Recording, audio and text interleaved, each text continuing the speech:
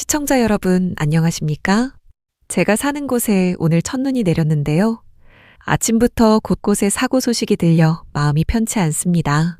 한국과 미국 여러 지역에도 눈이 많이 왔다고 하는데 여러분 계신 곳은 괜찮으신가요? 눈길에 미끄러지지 않도록 항상 안전 유의하시고 부디 별탈 없는 하루 보내시길 바랍니다. 첫 번째 소식입니다. 지난 2021년 1월 6일 미국 의사당 폭동 사태 전날 민주당과 공화당 전국위원회 본부 근처에 파이프 폭탄을 설치했던 용의자가 4년 만에 체포됐습니다. FBI 카쉬 파텔 국장은 전임 바이든 행정부 시절 FBI가 핵심 증거를 확보하고도 4년간 수사를 진척시키지 못했다며 강하게 질타했습니다.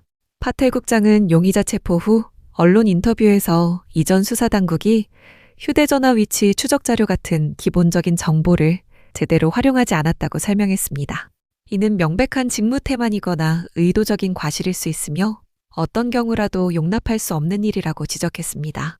이번 수사는 파텔 국장 지휘하에 FBI가 휴대전화 기지국 데이터를 재분석하고 용의자가 신었던 한정판 나이키 운동화 같은 세밀한 정보를 바탕으로 재구성하여 이루어졌습니다. 파텔 국장은 수백 건의 제보를 다시 검토하고 수사 기본 원칙으로 돌아가 용의자의 신원과 위치를 파악하는 데 성공했다고 밝혔습니다. 버지니아주 우드브리지 출신의 브라이언 콜 주니어라는 이 남성은 2개의 폭발물 설치 혐의로 체포되었으며 내일 첫 법원 심리를 받을 예정입니다. 함께 기자회견에 나선 펜본디 법무장관 역시 4년간 방치되었던 이 사건을 해결한 파텔 국장과 FBI의 노고를 높이 평가했습니다. 본디 장관은 용의자가 설치한 폭탄이 실제 폭발할 수 있는 장치였음을 확인하며 그 위험성을 강조했습니다. FBI는 현재 용의자의 범행 동기를 포함해 추가적인 혐의가 있는지 광범위하게 조사하고 있는 상황입니다. 다음 뉴스입니다. 연방 대법원은 현지 시간 4일 텍사스주가 새로운 연방 하원 선거구 지도를 내년 선거에 사용할 수 있도록 허용했습니다. 이는 해당 지도가 인종을 기반으로 유권자를 분리해 헌법에 위배된다며 사용을 금지한 하급 법원의 판결을 일시적으로 중지시킨 것입니다. 대법원 다수 의견은 하급 법원이 최소한 2가지 심각한 오류를 범했을 가능성이 높고 선거구 획정이 주로 정파적 목적에 따른 것이므로 위헌이 아니라는 텍사스주의 주장이 설득력이 있다고 판단했습니다. 다시 설명하자면 대법원은 정파적 목적 자체가 위헌이 아니라는 기존 법리를 따른 것입니다. 따라서 선거구 획정이 주로 정파적 목적에 따른 것이므로 위헌이 아니라는 텍사스주의 주장이 설득력이 있다고 본 것입니다. 즉, 인종적 목적이 아니었다면 위헌으로 보지 않을 수 있다는 판단입니다. 텍사스 공화당은 이 새로운 지도를 통해 현재 38석 중 22석인 하원 의석을 최대 30석까지 늘려 중간선거에서 승기를 잡기를 기대하고 있습니다. 하지만 소니아 소토마요르, 엘레나 케이건, 커탄지 잭슨 새 진보 성향 대법관은 이번 결정에 강력히 반대했습니다. 케이건 대법관은 하급 법원의 인종적 게리맨더링이라는 판단을 단순히 서면 기록만으로 뒤집은 것은 부당하다고 지적했습니다. 이 새로운 선거구 지도를 인종차별적 게리맨더링으로 보고 사용 금지를 명령했던 엘파소의 지방법원은 9일간의 청문회와 방대한 증거자료를 검토한 것으로 알려졌습니다. 게리맨더링이란 특정 정당에 유리하도록 선거구를 불합리하게 획정하는 행위를 말합니다. 대법원 결정에 따라 텍사스주는 다가오는 2026년 선거에서 공화당에 유리한 이 새 지도를 그대로 사용할 가능성이 커졌습니다. 미 법무부가 기존 선거구의 헌법 위반 소지를 언급하며 보낸 서한이 새 지도 작성에 발단이 되었는데 하급 법원 판사는 오히려 이 서한이 인종적 고려를 주입하도록 주정부를 촉구한 것이라고 지적했습니다.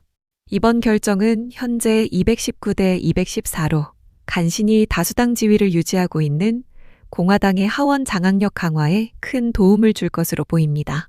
정치적 동기냐 인종적 게리맨더링이냐를 두고 법적 다툼이 이어지는 가운데 해당 선거구 지도의 위헌성 여부에 대한 최종 결정은 대법원의 본안 심리 후에 결정될 것입니다. 다음 뉴스입니다. 트럼프 행정부가 미국에 입국할 수 없는 나라, 즉 입국금지 대상국을 30곳 넘게 늘릴 계획인 것으로 전해졌습니다. 미국 국토안보부의 크리스티 노엠 장관은 어제 폭스뉴스 인터뷰에서 이러한 입국 금지 대상국 확대 계획을 밝혔습니다. 노임 장관은 입국 금지 대상국 수가 30곳이 넘는다면서도 구체적인 숫자는 언급하지 않고 트럼프 대통령이 계속해서 나라들을 검토하고 있다고 설명했습니다. 이는 외국 테러리스트 등의 안보 위협으로부터 미국을 보호하기 위해 필요하다는 정부의 판단에 따른 것으로 풀이됩니다. 트럼프 대통령은 앞서 지난 6월에도 12개 나라 국민의 미국 입국을 금지하고 7개 나라에는 입국 제한 조치를 내린 바 있습니다. 이러한 금지 및 제한 조치는 관광객, 학생, 사업가 같은 비이민자는 물론 이민자들에게도 똑같이 적용되는 상황입니다. 노임 장관은 대상 국가를 명시하지는 않았으나 해당 국가의 정부가 불안정하고 자국민 정보를 정확히 제공해 검증을 도울 수 없는 경우 입국을 허용할 이유가 없다고 강조했습니다. 일각에서는 국무부의 내부 문건을 근거로 최대 36개 나라가 추가로 입국 금지 목록에 오를 수 있다는 이야기가 나오고 있습니다. 이번 입국 금지 대상국 확대는 지난주 워싱턴 DC에서 발생한 총격 사건 이후 트럼프 정부가 취하고 있는 이민 관련 조치들의 연장선에 있습니다. 당시 사건은 2021년 이주 프로그램을 통해 미국에 들어온 아프가니스탄 국적자가 저지른 것으로 알려지며 정부 일각에서는 당시 검증 절차가 불충분했다는 목소리가 나오고 있습니다. 사건 발생 직후 트럼프 대통령은 모든 제3세계 국가로부터의 이민을 영구적으로 중단하겠다고 밝혔습니다. 정부는 또한 이전 행정부에서 승인된 망명권과 일부 나라 국민에게 발급된 영주권에 대해서도 전면적인 재검토를 명령한 것으로 알려졌습니다. 다음 뉴스입니다. 미국 국토안보부는 불법 국경 입국 건수가 또다시 사상 최저치를 기록했다고 4일 공식 발표했습니다.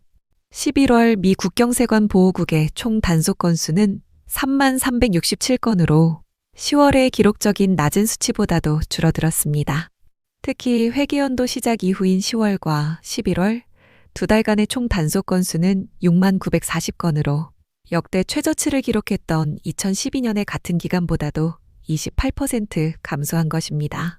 이러한 수치는 국경 보안이 전례 없는 수준으로 강화되고 있다는 점을 명확히 보여주고 있다고 말하며 미 국경 순찰대가 불법 입국자를 미국 내로 풀어준 사례가 7개월 연속 제로를 기록했다는 점은 이정표적인 성과로 평가된다고 발표했습니다.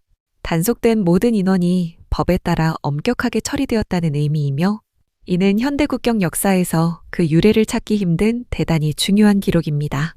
트럼프 대통령 재임 10개월간의 단속 건수는 지난 바이든 행정부 시절 월 평균 단속 건수와 비교했을 때 37%나 낮은 수준을 보입니다.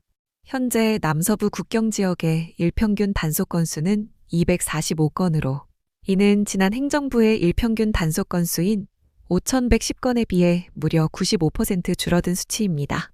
국경 관리의 일관성 또한 주목받을 점은 USBP의 전국 단속 건수는 월 평균 10,000건 미만 수준을 유지하고 있습니다. 이와 함께 국경에서 압수된 마약 규모 역시 크게 늘어 11월 한 달 동안 전국적으로 54,000파운드 이상의 마약류를 압수하는 성과를 거두었습니다. 특히 강력한 마약인 펜타닐 압수량은 1,543파운드로 전달 대비 59% 증가해 마약 밀반입 차단에서도 효과를 보고 있습니다. 국토안보부는 이번 결과가 국가를 안전하게 지키고 법치를 수호하겠다는 이들의 노력을 반영하는 것이라고 설명하였습니다.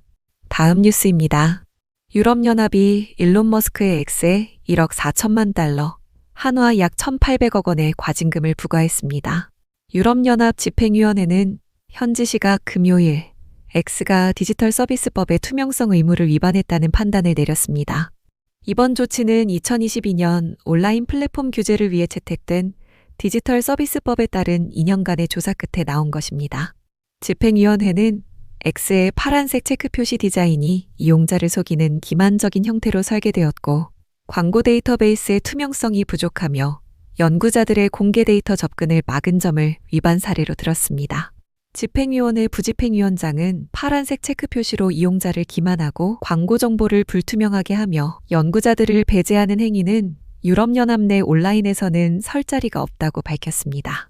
이번 결정은 유럽연합이 거대 IT 기업의 투명성 및 책임 회피 문제를 더 이상 용납하지 않겠다는 강력한 의지를 보여주는 사례로 풀이됩니다.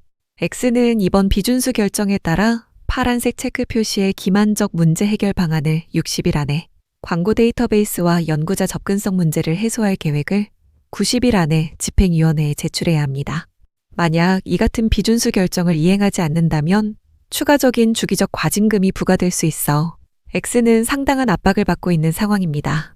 유럽연합은 인공지능 관련 규제는 물론 디지털 시장법 DMA 등 빅테크 기업을 겨냥한 강력한 규제 정책을 지속적으로 추진하고 있습니다. 이러한 규제 움직임은 최근 미국이 유럽연합의 디지털 서비스법 등 빅테크 규제를 완화하거나 포기하도록 압력을 넣고 있는 가운데 나와 주목됩니다. 마지막 뉴스입니다. 미국의 스타벅스가 사상 최장기 파업 사태에 직면했습니다. 이번 파업은 지난 11월 13일 이른바 레드컵 데이에 시작해 3주째 이어지는 상황입니다. 전국 120여 개 매장이 문을 닫거나 필수 인력만으로 운영되며 연말 대목에 큰 차질이 빚어지고 있는 것입니다. 노조 측인 스타벅스 노동자 연합은 약 2,500명에 달하는 바리스타가 일터를 떠났다고 밝혔습니다. 이 사태는 작년 초 노사가 계약 협상을 위한 역사적 틀에 합의했던 것이 불과 1년도 안 되어 사실상 파기된 데서 비롯됐습니다. 노조는 4측의 임금 제한이 턱없이 부족하고 만성적인 인력 부족 문제 등 직원들의 실질적인 근무 환경을 무시한다고 비판하고 있습니다. 반면 스타벅스 본사는 노조가 협상 테이블을 박차고 나갔다는 입장을 내놓았습니다. 4측은 복리후생을 포함한 현재 제시안이 시간당 평균 $30로 소매업계 최고 수준이라고 반박하는 모습입니다. 또한 이번 파업이 전체 1만 개가 넘는 매장 중 극히 일부인 약 4%의 인력에 불과하다며 그 영향력을 축소하는 분위기입니다. 이와 함께 작년 6월 미 연방대법원이 친노조 해고 직원의 복직을 강제하는 규제기관의 권한을 제한한 판결 역시 노조의 협상력을 약화시켰다는 분석입니다. 결국 노조는 법정에서의 약화된 입지를 만회하기 위해 대규모 무기한 파업이라는 강수를 둔 것으로 풀이됩니다. 노조는 연말 쇼핑 시즌의 매장 폐쇄가 회사 측을 더 나은 조건으로 협상에 응하도록 압박할 것이라는 계산입니다. 이상으로 오늘의 뉴스를 마칩니다. 시청해주셔서 감사합니다.